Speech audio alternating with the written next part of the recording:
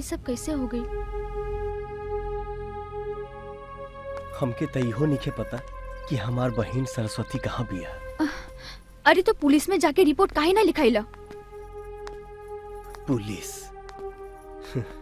सुन ले हुक्मों की कानून के हाथ बड़ा लंबा होला, बाकी इतना लंबा ना होला कि क्रिमिनल के गर्दन तक पहुंच सके। तोहरा के ऊपर शक बा? हमरा शक के पीछे नहीं के भागे के, बल्कि सच्चाई के पता करे के बा। और जौना दिन सच्चाई के पता चल जाई, ओह दिन ही दुनिया देखी किसन के तांडव रूप। भैया भैया भैया भैया, गजेंद्र सिंह दुआरे आइल बाड़े पूरे अपने दल बल के साथ। आपके देखिए मालूम भैया।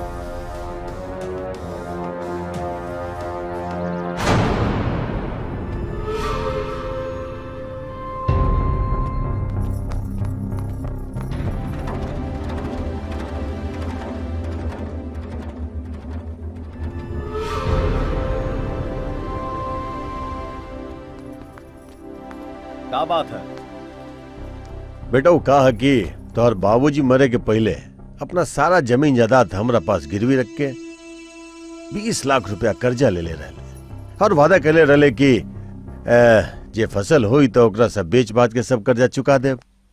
अब देखा बेटा, अब ना रहल फसल ना रहले तोहर बाबूजी। बिल्कुल सही। जब बासे न रहल तो बांसुरी कहाँ से बाजी? मने कि जब देवे वाला ही ना रहल तो कर्जा कहाँ से मिली? हमने ही कहत, हजूर कहत बारे। ऐसे बेटा, अब तहार पूरा जमीन जायदाद पे हमार मालिकाना हक हो गए। हाँ, ए रहल तहर बाबूजी के साइन करल जमीन के कागजात।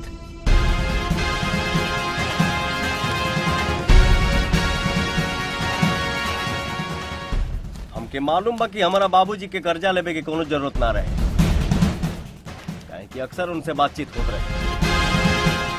और वैसे भी हमार बाबूजी पढ़ल लिखल रहल, से ही अंगूठा के निशान नकली है।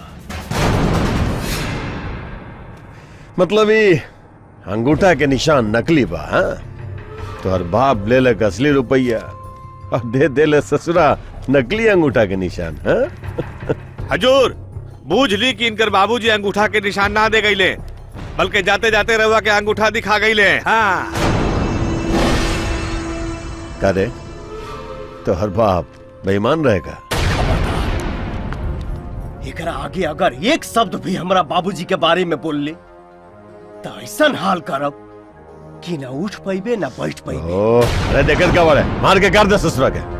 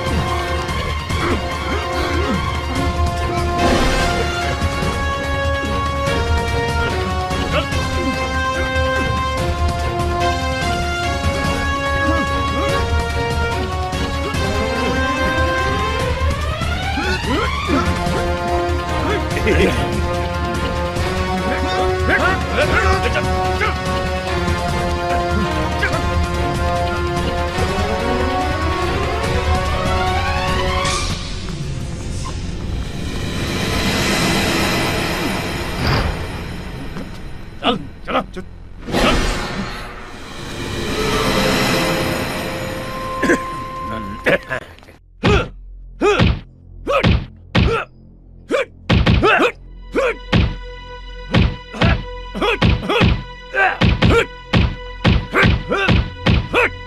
बस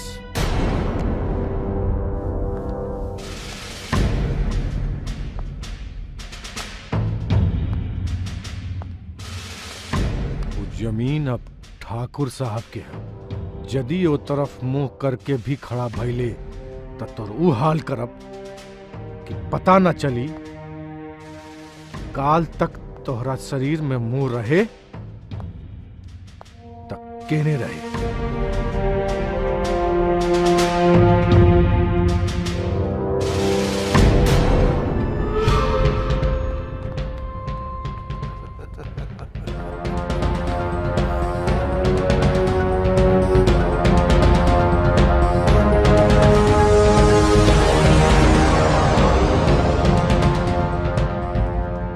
एसपी साहब, ई रहल राउर हिस्सा 20 लाख रुपया। आज हम अपने आंखी से देख ली हनी कानून के छांव में अपने बाप के कातिल के असली चेहरा। बाकी एक बात तोहनी के याद रखी असन, जौना दिन हम यहाँ से छूट गई वही दिन हम तोहनी के दुनिया से छुट्टी दिला दी। और जिंदगी के घर मनाओ कहे से कि हमारा हाथ से आज तक न कोनो क्रिमिनल बच सकल न छूट सकल। और तोर इनकाउंटर तो ऐसा जगह करेम ना कि पोस्टमार्टम तो दूर अंतिम संस्कार भी नसीब ना हुई।